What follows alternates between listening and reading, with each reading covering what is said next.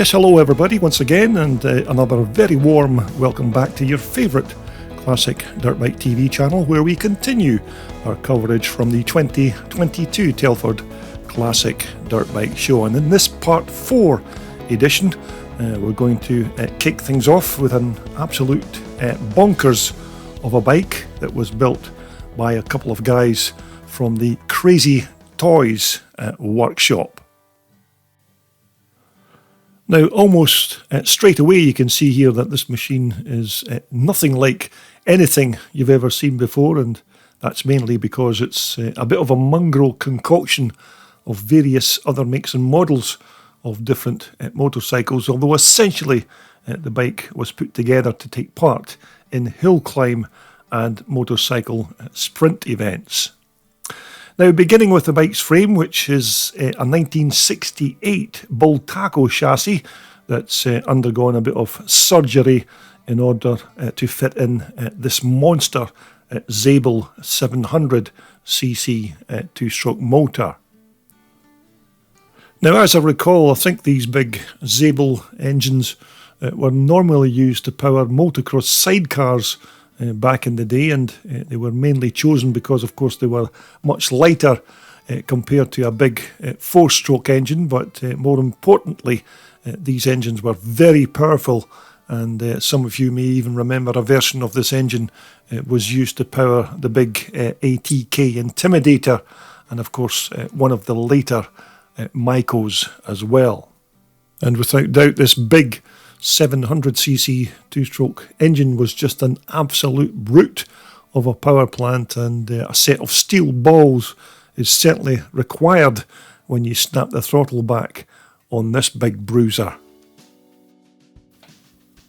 Now, just off the top of my head, I can't remember what sort of horsepower that these two-stroke engines were putting out, although I'm pretty sure, if my memory served me correctly, it was around the 70 plus bracket, and I'll bet that it was more than enough for even the toughest of riders to handle. Now, at the bike's front end, we have a pair of forks that have been taken from a KX250 Kawasaki, and as you can see here, these are the more modern upside down variety, and I expect that that front wheel hub and front hydraulic disc brake are also from the same KX Kawasaki. But this is without doubt a bike of many parts, which of course many of these kind of one-off builds are, and this Nissan brake will certainly have its work cut out trying to slow down this fly machine.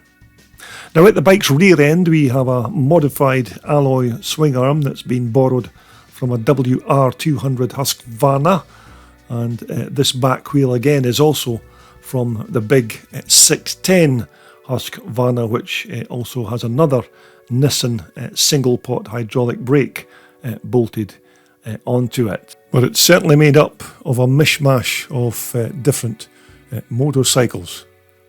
Now, the bike's fuel tank once again is from another machine, and this is a fuel cell taken from a Ducati of all machines, and just ahead of the fuel cap there you can see how the radiator hoses have been extended to the front of the bike, as of course the radiator is tucked away behind that Zabel engine. And although looking at these video clips here, it's not that easy to see the actual radiator, which is mounted somewhere here behind this right hand side panel, although it must be quite hard to keep the temperature of that motor at a decent level when it's shoehorned into that very small space. But because the bike is predominantly only used for very short sprints or hill climb events, then cooling is maybe not such a big issue on this bike. But again, a very light alloy two-stroke tailpipe on the rear, more than likely again just taken from another model and CC of other kind of dirt bike motorcycle. Now, I'm not saying that the engineering is extra special on this bike, although without question, the bike's owner certainly had one thing on his mind when he decided to put this bike all together, and that was, of course, to make it go as fast as possible. And with that mighty Zabel 700cc motor in the Bultaco frame, I expect that that's exactly what it'll do. But I have to say, it's not the most glamorous motorcycle on the planet, but then again, many of these Frankenstein type builds very rarely are, but it certainly has a menacing look about it that says, look at me, badass or what? And here we have the very brave gentleman who built and rides this bike, and it's little wonder he's got his eyes closed here, because he must be thinking about his next hill climb or sprint when he slings his leg over this rocket ship. But again, that's the thing about the Telford show. You never know what you're going to come across round the next corner. Okay, so next up we're going to move on to some of the excellent SWM bikes that were sitting on the old knobbly stand at the show, and almost all of these Italian SWMs are owned by this fine gentleman here, Felipe, and here Felipe is regarded as the god of these SWMs, and he has a very impressive collection of all models and sizes, and he also told me that he's already restored at least 44 of these wonderful Italian machines.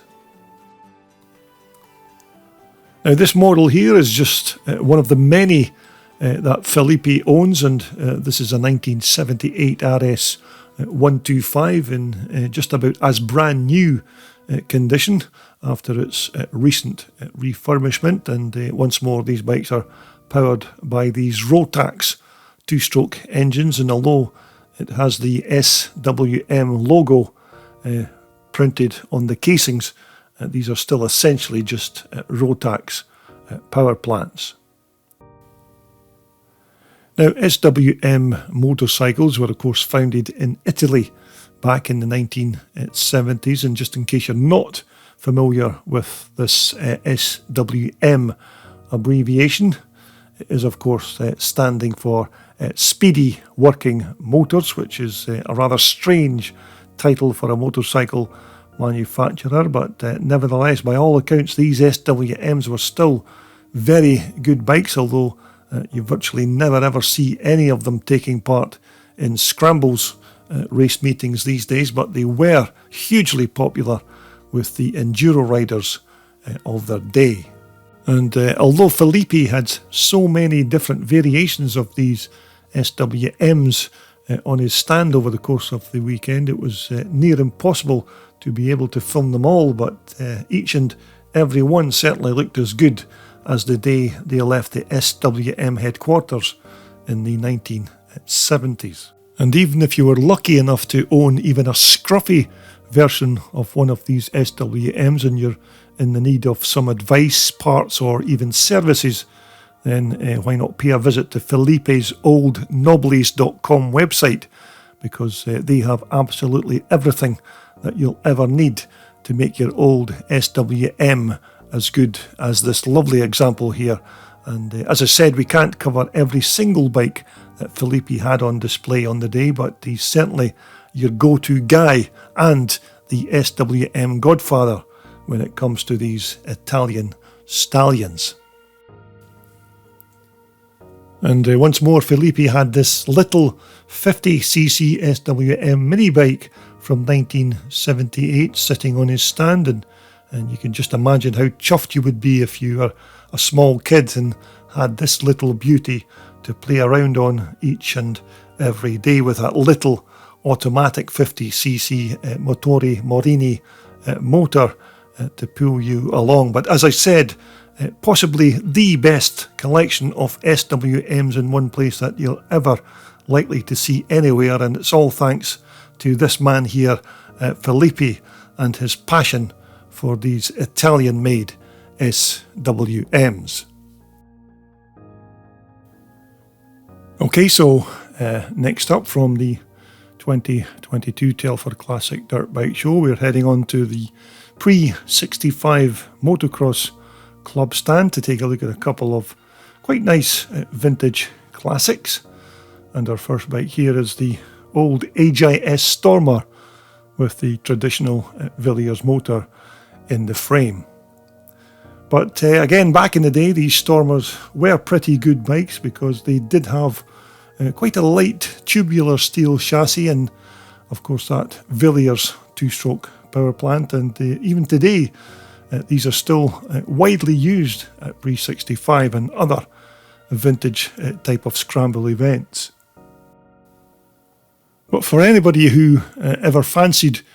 trying their hand at vintage or classic motocross, then these old Stormers certainly make an excellent starter bike because they are quite light and easy to throw around. But of course the other plus point here is that you can still get plenty parts for these bikes, and you can even get yourself built a brand new HIS Stormer bike by the HIS motorcycles manufacturers in Andover in the UK. So if maybe the Pre-65 racing scene is where you'd like to be in terms of taking part, then why not contact the Pre-65 Motocross Club to get a list of their up-and-coming events or any more information on how to join their organisation. But this particular little Stormer here, as you can see, is no show bike, and more than likely it's already been prepped and prepared for its first race of the 2022 racing season.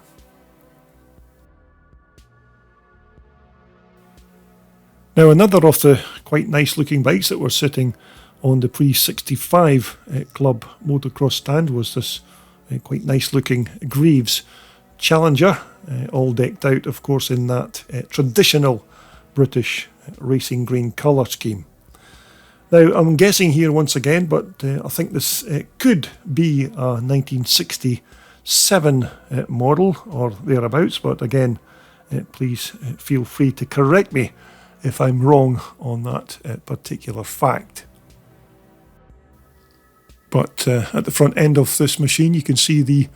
traditional Greaves banana style leading link forks, although those front suspension units are of course a slightly more modern interpretation of the old dampers that would have been fitted to these bikes back in the day. I think the shocks on the front of this bike are a pair of Falcon classic type suspension units. And these Greaves machines of course were hugely popular way back in the 1960s, and you may remember the old BBC grandstand winter scrambles that used to be broadcast live on TV in black and white in those days, when you would see the likes of the great Brian Badger Goss and maybe Vic Eastwood and of course Dave Bickers and Alan Clough, who all rode these Greaves machines in some of the muddiest conditions you could imagine, and the speed that these guys managed on these old vintage race bikes was just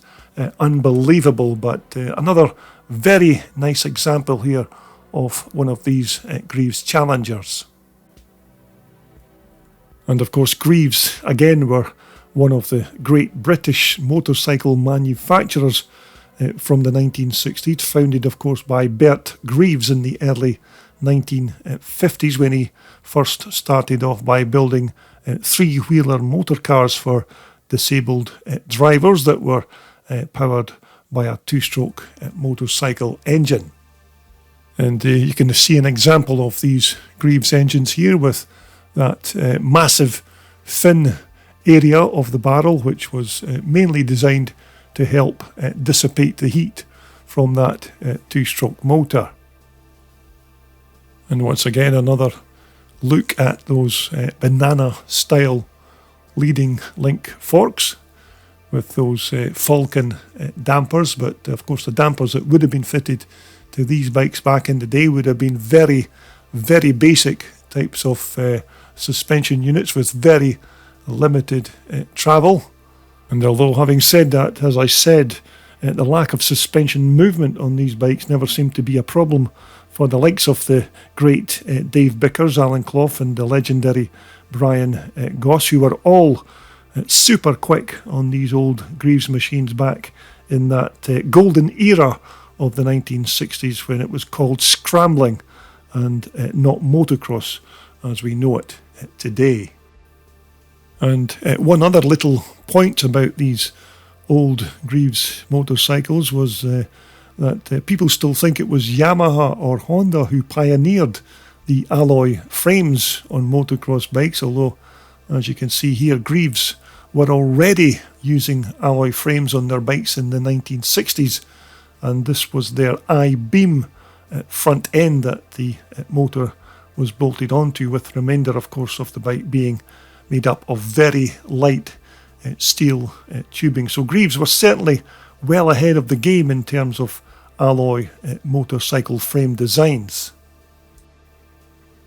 And this bike that we're looking at here is a fine example of that I-beam frame technology. But again, another very nice looking British made Greaves machine from the pre-1965 club stand at the show, and we still have at least another 2 examples of these lovely Greaves machines coming up in the final part 5 video, which will be posted on my channel very soon. So as we move along, this was another nice little bike that I came across on my travels around the show, and this 1975 KX250 Kawasaki was being offered for sale on the day for the miserly sum of £5,250. Now, the bike certainly looks in very good condition for a 47-year-old machine, although naturally it could of course have undergone a full restoration at one time in its life. But again, these 75 KXs are very scarce to find these days, and you very rarely see them on racetracks in this modern day. But the bike appears to be in a superb condition, even if it is being restored or refurbished. But that was one of the things that I did notice at this year's show, was the actual prices of some of these older vintage dirt bikes that were maybe a bit on the steep side. But nevertheless, there's always that one person who's still prepared to pay top dollar for a very special machine that he wants to add to his collection. And although personally I don't have any vintage motocross bikes left in my collection, unfortunately the price of this particular little bike is way beyond my meagre finances. Although who knows, maybe this is the bike that you've been looking for, and maybe you're a Kawasaki fan or collector who's looking to add this particular model to your assortment of KX off-roaders. But if you do need any more information or details about this bike, then why not just pick up the phone and give Mark a call on this number, who I'm sure will be more than willing to help you out. But without doubt, another lovely little vintage race bike, and I'm sure it would either make a very nice little show machine or even a weekend racer. But either way, a nice little 1975 KX250. And so as we move along, also at the 2022 Telford Classic Dirt Bike Show were the guys from BZS Racing Parts, who had on display a selection of the replica frames that they build, and these guys had some very nice pieces of their engineering skills on display, with frames for Maikos, Husqvarnas, BSAs, and even the big Yamaha four-strokers. And naturally, any of these frames that you were to purchase can be painted in the colour of your choice, or even nickel or chrome plated, whatever takes your fancy. And this example here is a chassis for the C and J Yamaha, which comes complete with its swing arm, footrest brackets, rear brake pedal, alloy side panels, and of course the head bearings as well. But as you can see, they're all very well put together and made from top quality steel tubing, and this example here is for a BSA machine. And once more, BZS also still make replica frames for the legendary 1981 490 Michael, as seen here in this clip, but essentially there's not really much that these guys can't do when it comes to off-road motorcycle frame building. So maybe if you're in the market to start up a brand new bike build project, then BZS are certainly worth a look, because they're a good contact to enable you to keep your old classic out there on the racetrack.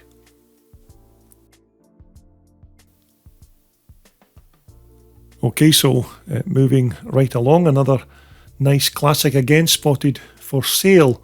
over the course of the Telford weekend, and this was quite a nice looking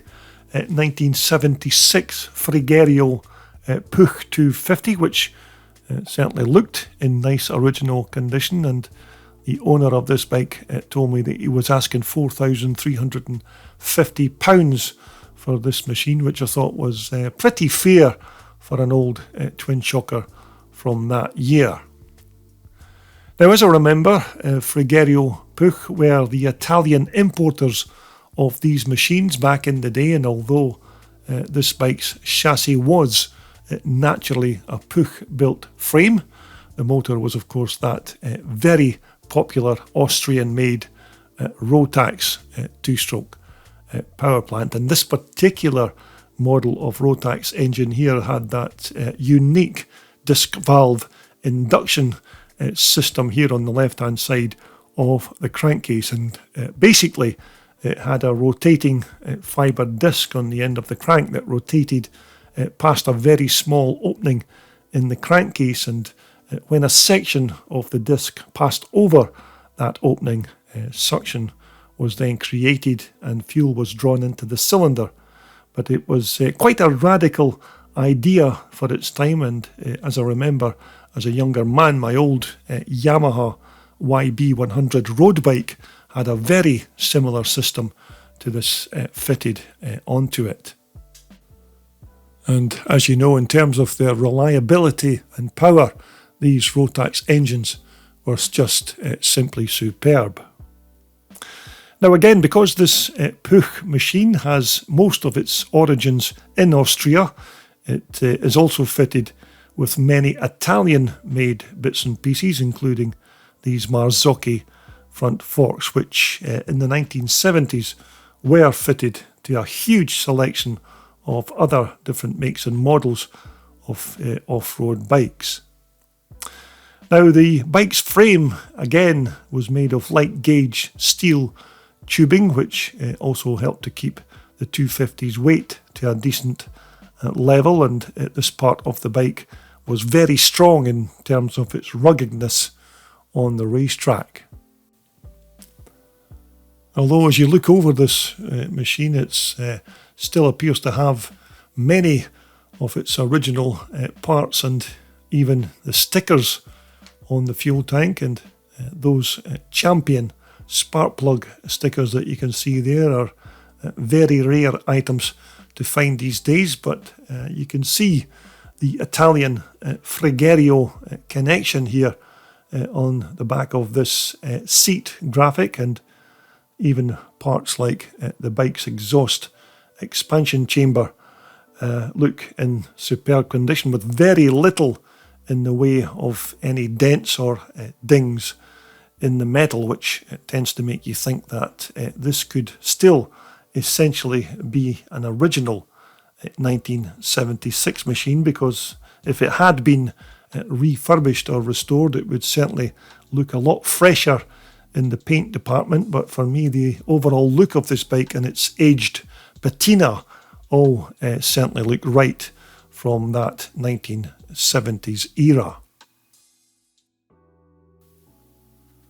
But overall, another cracking little Frigerio puke 250 classic from 1976, and as far as I know, this is quite a rare bike as well, although I don't know if the bike's owner did manage to get his £4,350 asking price before the end of the show on the Sunday evening. Now, also on display over the course of the weekend was this nice selection of BSA Bantam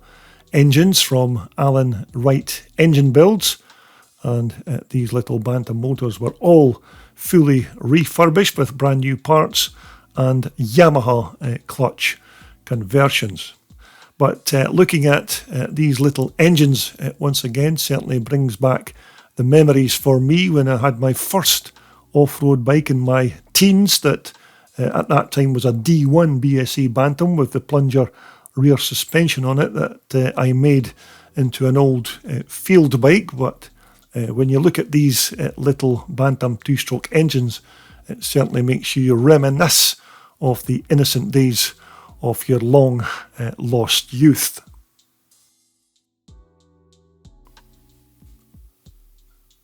Now, if you're a person who's into your trials machines, then you were probably a bit spoilt for choice at this year's Telford Classic Dirt Bike Show, because there were a huge selection of machines this year to take a look at, and one of the stands that were causing a bit of a stir were these beautiful bikes on the Drayton frame stall. Now, to be quite truthful here, trials is not really my cup of tea when it comes to off-road bikes, but the workmanship and engineering that's gone into these Drayton chassis is very high quality. Now, if you're wondering about this quite nice looking Villiers engine and hoping that I'll give you some details on its components, then I'm sorry, I wouldn't know where to start on one of these bikes, but it does look like an older Villiers motor that's had a modern style makeover of some sort or another. Although I have to say, for someone like myself who normally doesn't have much of a connection with the trials community, I must say that I was still super impressed when I saw this particular bike, and the Drayton frame guys did have quite a good selection of their trials models on display, and for me this was the bike that actually caught my eye with its blue coloured frame and that Villiers motor. But who knows, maybe if I'd hung around a little while longer at this Drayton stand, I may have found myself warming to the trials competition bikes, and this particular example here is certainly one of the nicest looking rock climbers that I've ever seen in quite some time. Now, naturally, there were a lot of other nice machines on display at the Telford show, like this nice also big yellow gripper 350 trials machine, which is in absolute immaculate condition. But these were some of the bikes that were tightly packed together in the main exhibition hall, and machines like this beautiful Bultaco here were all superb, but I was unable to work around them to get any decent shots. And of course it would have been great to have some of them pulled out to get a closer look at, but there were quite a few rare bikes in this section at the show. But the bikes that we've already posted in the first 3 videos are of course the lucky ones that we could gain access to on the day. But of course we're not finished yet, because we still have the last and final selection of bikes from the 2022 Telford Classic Dirt Bike Show coming up in part 5. So I do hope that you'll retune to my YouTube channel again very soon to see more of these iconic machines when we all return to your favourite and number 1 Classic Dirt Bike TV channel.